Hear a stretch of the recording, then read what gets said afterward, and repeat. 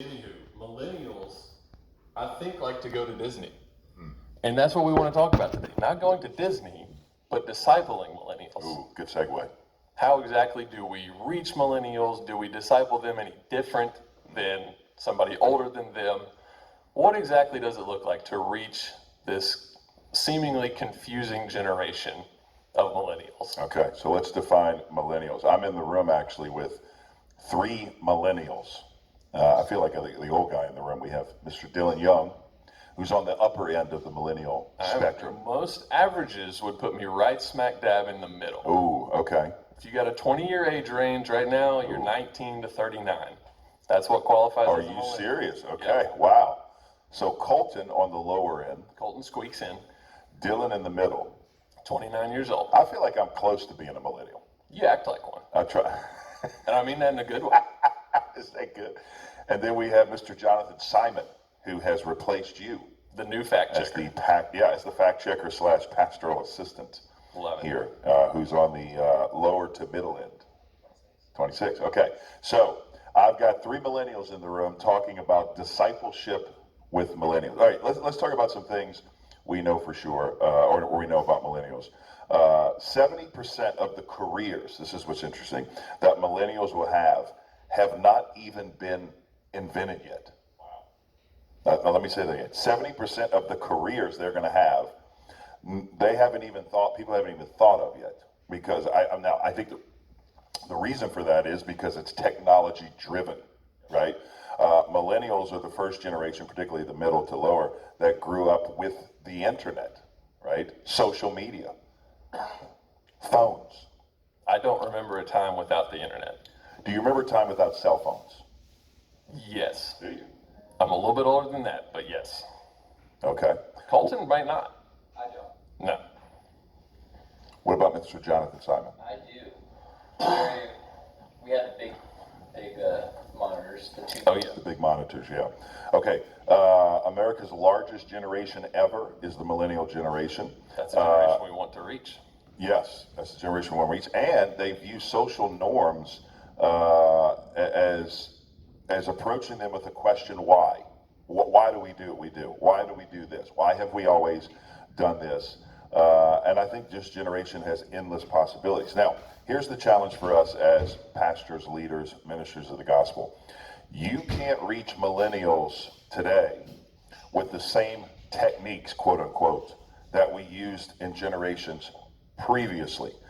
And what do I mean? And I think that's one of the reasons, just in general, churches are not seeing people come to church as they did in years prior. Here's why. The days of just having a good sermon, decent worship, and a good children's program, and opening the doors to the community and expecting everyone to come in, those days are over. You know what I'm saying? Like people in America today don't think I've got to do my obligatory Sunday morning attendance just because I have to do it. That's what you do in Christian America South or Christian America Bible Belt. That's not the way people think anymore, especially not millennials. No. Okay. We have so many options of things to do. Why do I need to go to church? Yeah. I got plenty of other stuff to take up my time. Yeah, exactly. Okay, so let's talk about four. This is going to be helpful for you if you're trying to reach millennials. Let's talk about four attributes, four virtues, four things millennials are passionate about. Dylan did the research on this. He actually came up with an acronym. Why don't you tell him about the acronym, Dylan? The acronym, Chris Swain helped me with this. I don't want to take all the credit. I wouldn't give him any credit. Okay, well, he did help. I want to give him a little bit. I just replaced him. I don't want to start making enemies. Okay. My first month Chris of the did job. help with this. Okay. The main two books that we used to research this, which I highly recommend, there's a book called The New Copernicans by David Seal. Say that again.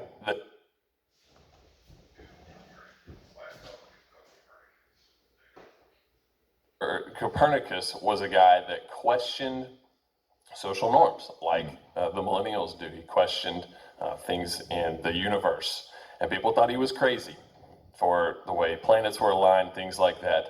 But it turns out he wasn't that crazy after all. So millennials, a lot of times we're viewed like we're weird because we do things different, but maybe we're not that weird. And then the other book appropriately titled The Millennials by Tom Rainer. He did a bunch of research, polled a lot of millennials, asked them a lot of questions. And from those two books, we came up with an acronym. The way you're going to reach millennials is just to care about them, to actually put in the effort to care about them, and that's the millennial. That's the acronym. You want to be compassionate. We need to have compassion initiatives, things for them to be involved in. We need to be authentic. Millennials, maybe more than any other generation, can sniff out a fake. We can tell if you're real or not pretty quick. You want to make your church just something that's relevant compared to other things in the community that they might do, and then something that's engaging, something that they can be involved in, that they're not just going to come, as we say so often, just to sit and soak on a Sunday morning. Yeah. Let me add one book. I just got this one. I haven't read it yet, so I don't, I hate to endorse a book I haven't read. Potentially endorse this book. Yeah, but I do think this could be helpful with our conversation. It's a brand new book, just came out by David Kinnaman from the Barna Group and Mark Matlock. It's called Faith for the Exiles. Faith for Exiles. And basically what they're talking about is, how do you reach people who have exiled from the church? Now, these could be millennials, but I think this is more for just people who have come to church and been desensitized to church. They're de-churched. They don't care about church anymore. So that would be another one as well. I think would be helpful. Okay, let's dive into this. Let's dive into this acronym. Okay, let's take the first one: compassion. What do you mean by compassion, Dale? Why should we be compassionate or show compassion? Millennials are motivated by compassionate initiatives. You may remember the End It movement or Coney 2012. What was that? Things like those. What was the Coney 2012? Anybody remember that? Well, this is a good example because I honestly don't remember what it was. I don't either. But millennials were all about it. Yeah. You're wanting to hashtag things. Fact check the, Jonathan Simon, fact check the Coney 2012. He's already on it. Do you know anything about it, Colton? I have no idea. It was wildly popular, as you can tell. Colton was probably 7 when Yeah. this happened. So, but people got behind it. It was hashtagged all over the place. That was what they wanted to be a part of. They wanted to feel like they were a part of something that was helping people. In the church, obviously we want to do things that help people. We've got a few things coming up even here at Long Hollow, like the Gift, which is where we want to take an initiative in helping out single mothers. Initiatives like that. Those are the kind of things that millennials are going to get behind. And that needs to be something that you make sure your church has. Yeah. Okay, how do we, let's think through this. How do we do that in the area of disciple making or discipleship? So one of the ways I was thinking is, I have always tried to take my discipleship groups. This is an insight that I've done for years now, and it's been encouraging, and they look forward to it. I have tried to take my groups on excursions, if you will, once or twice a year. Okay, so a staple for me in years past has been taking my entire discipleship group to the prison or to the local jail, normally a prison, maximum security prison.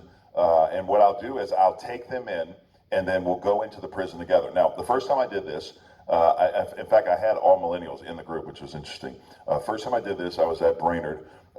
They scheduled me to come in and preach to all of the wings of this jail, and they had like 2 guys' wings and 1 women's wing. And if you basically open the cell doors up, I could sit in the middle section, which was like a pod.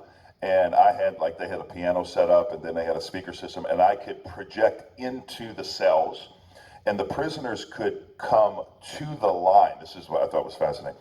They could come to the line that was on the ground, but they couldn't come over the line, okay? So you have hundreds of prisoners, literally a stone's throw away, with a painted line on the ground, quote unquote, holding them back from coming out. So I take a bunch of, no offense, guys from Middle Tennessee or East Tennessee and Chattanooga who had never been to a prison, never even seen a prison, up close, and yet the pastor's going to take them on this excursion. But here's what I told them on the way there. I said, guys, we're going to go in here, and I'm not going to do all the ministry. I'm going to preach, but then at the end, I want you guys to help counsel and pray over people. And they said, really, us? I said, oh yeah, it'll be fine. So we got there.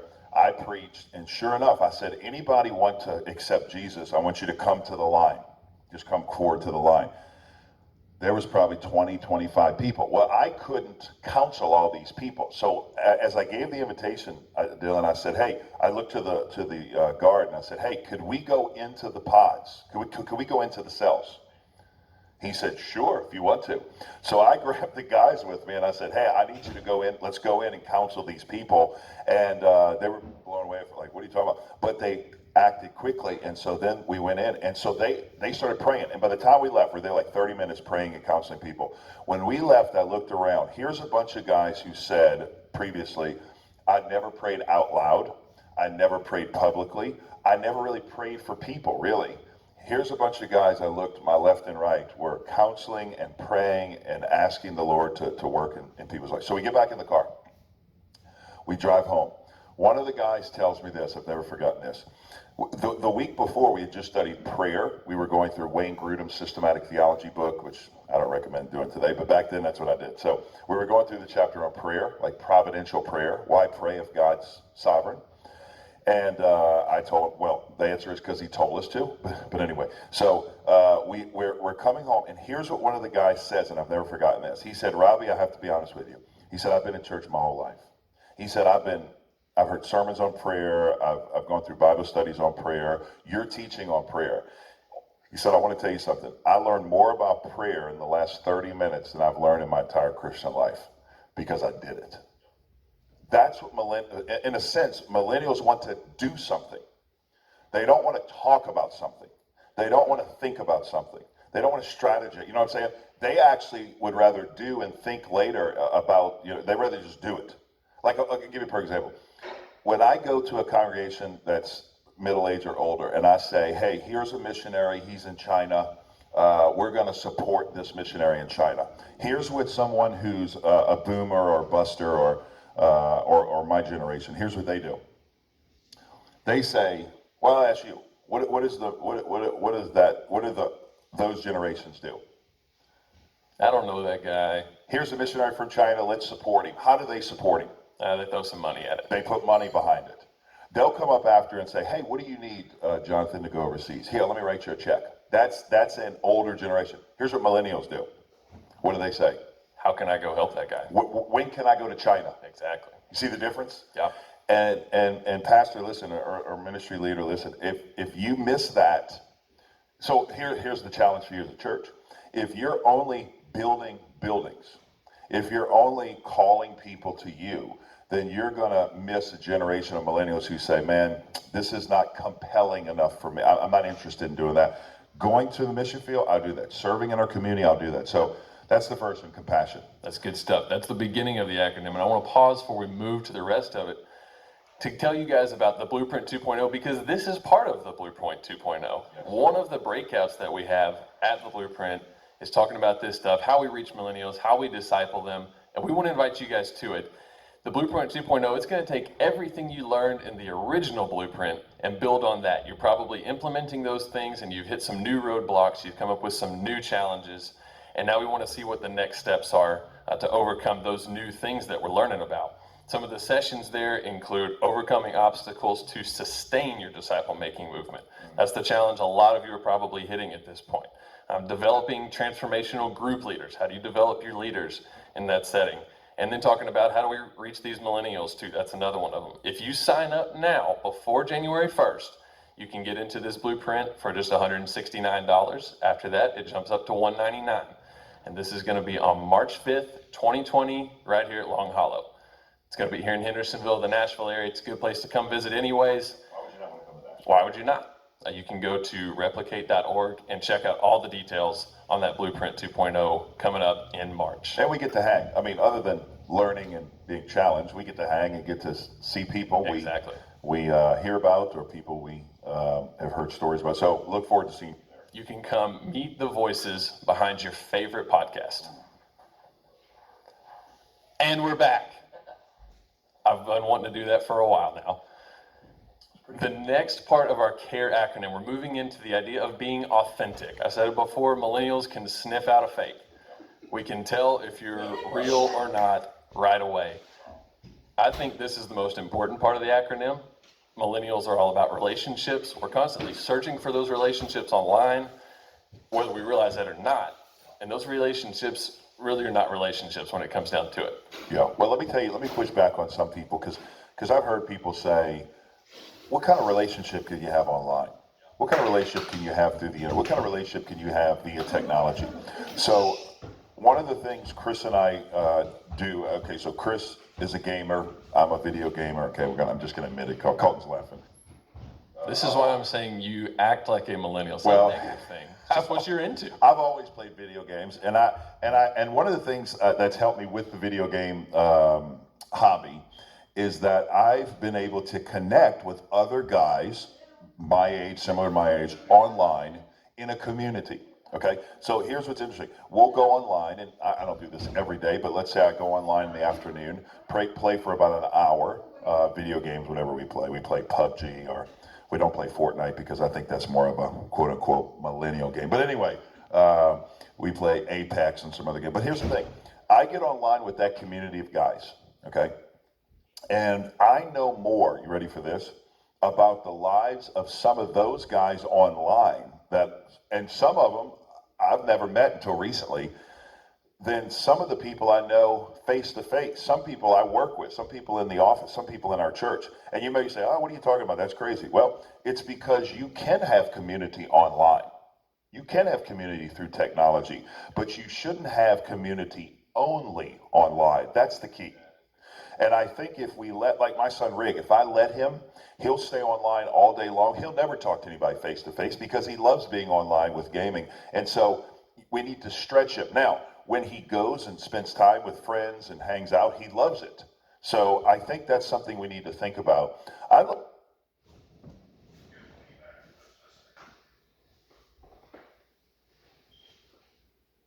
Because I've been thinking about this a lot. How do you disciple a technology-driven generation? Okay? Because those are the questions we're going to have to answer in the days ahead, where church attendance is increasingly diminishing. You remember the statistic, Dylan? It's under 2 times a month people are coming to church. Okay, here's the new one. In 2000, the average Christian churchgoer went to church 3.2 times a month, Colton. Okay? So that means a little over 3 times a month. So sometimes they went 4, sometimes they went 2, but most of the time they went 3. The average churchgoer, now I'm not talking about peripheral, sidebar, casual. I'm talking about people who would say, self-admit, I go to Long Hollow, I go to First Baptist, I go to First Methodist, whatever. I'm at the PCA church. Okay, these are churchgoers. The average churchgoer goes to church. You ready for the new statistic? What do you think it is? 1.6. Colton might have cheated. That is exactly. Did you cheat? I think I've heard it. You may have. Wow. He spends a lot of time I in mean, his office. that is better than Chris Swain, because I can normally catch Chris off guard. Chris says, and then Yeah. Colt got it. Okay, 1.6 times. So here's the thing. If your church attendance is declining somewhat, it may not be because of people leaving. Watch this.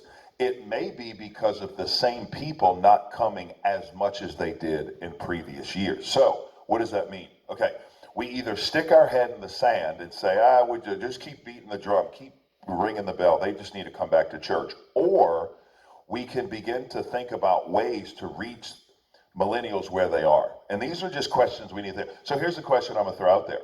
And maybe you go online and you can hashtag the Replicate podcast or hashtag Replicate. And let's answer this question. What do we do with people with discipleship and technology? So here's the question. Can you disciple someone solely online? Okay. I don't know if we have an answer to that. Jonathan's shaking his head, but I just want us to be open to it. Well, he's new here. Okay, he's new.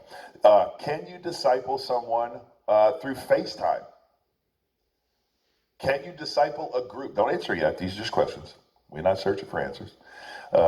Can you disciple someone in a group setting online, like the new FaceTime group chat or Google Hangout? I don't know. Those are the questions. Let's see what you have to say, because I'd love to hear what the audience is thinking. Yeah, go online, hashtag us, and let us know what you think about that. You can hashtag Replicate or the Replicate podcast. Can you disciple people solely online? Yeah. That's a good question. I think a better question, too, is should you? Should you? That's a good one. Yeah, I think can you? I think yeah, obviously can. But should you? So give us some insight. Okay, let's get back to authentic. That's one of the things we talked about with the election in 2016. I think a lot of people said, "Hey, I like some of the views, conservative millennials. I like some of the views and the policies of Donald Trump." But it's hard voting for a man with that kind of character. You know what I'm saying? With that kind of bravado, with that kind of arrogance. We don't just take policies into consideration or beliefs into consideration. We're taking the man into consideration. You almost also. had it. The policies and the person. So you were so close. I thought you were going to get it. It's policies and the person together, right? I'll tell you an interesting way to think of it. Years ago, I would just say, maybe even today too, but when preachers would get up to preach, they got up and they had this quote unquote preacher voice. Okay, you know what I'm talking about. Your preacher may do this, and that may be his style. I'm not dogging the guy, but I will say today, in this day and age, millennials have a hard time with this, and they've even told me here's what I'm talking about. So you and I are talking right now. We're just hanging out. I'm in this kind of voice. I'm talking this kind of way, and then when I get up to preach, and I say, "Hey, I got to go preach." Open your Bibles today to 2 Timothy. That's painful. You've been there before? Yeah. We're so glad to be in the Lord's house today. And then he gets off the stage. He's like, yeah, hey, so glad you guys are here at the church today. And what happens is there's a disconnect there. Major disconnect. And that's a subtle thing, but that's exactly what we're talking about, Cole. Here's the greatest thing I tell pastors and preachers. You be you, okay? God created you uniquely. There's no one else in the world like you, so you don't have to pretend to be someone else. You just be you, and that's what makes you unique. For a preacher, pastor, teacher, when the faster you can get to figuring out who you are and preaching the way God's gifted you to preach, you will be unique. You will stand out because there's no one else like you. And I think there's a great tendency to try to be someone we're not. People are looking for authenticity. I don't even care if you're a millennial or not. Everybody's looking for somebody authentic. Jimmy Swaggart years ago, and you may remember him. My dad used to watch Jimmy Swaggart as a lost person. Jimmy Swaggart at one time was one of the biggest televangelists in the world. And he was on television. My dad said he used to come home at night, stay late up at night, kick back some cold ones, and watch Jimmy Swaggart. So here he is drinking Budweisers and watching Swaggart, and he was mesmerized by this guy. Okay, as a lost person. The challenge with Jimmy Swaggart, and this is public knowledge, Jimmy Swaggart got caught not once but twice with prostitutes on the airline highway. And the reason I know this is it happened in Louisiana. I'm from Louisiana. And the reality is, here's a man who was living one life. He was still preaching. People were still getting saved. He put on this persona of this holier-than-thou pastor. And he had this alternative life going on simultaneously. Here's what's shocking about this scenario. When he got caught for the second time, this is a great warning to all of us. When he got caught the second time, they interviewed him again because he'd already fallen once, rebuilt his ministry back. God gave him another chance, and he was preaching again. When he got caught the second time, someone questioned him, a news reporter questioned him and said, "Why did you do this again? What happened?" And I've never forgotten what Swaggart said. He said, I felt like I was doing so many good things for God that he would make an exception for me. Here's a man who lost authenticity, lost integrity, and he thought, here's the thing, it's easy for us to think we're doing all these great things for God that he'll make an exception. One thing to realize about the Lord, he doesn't make an exception for anybody. Doesn't make an exception for anybody. So, great challenge for us as we close. Let's live with integrity. Let's be the same person on the stage as we are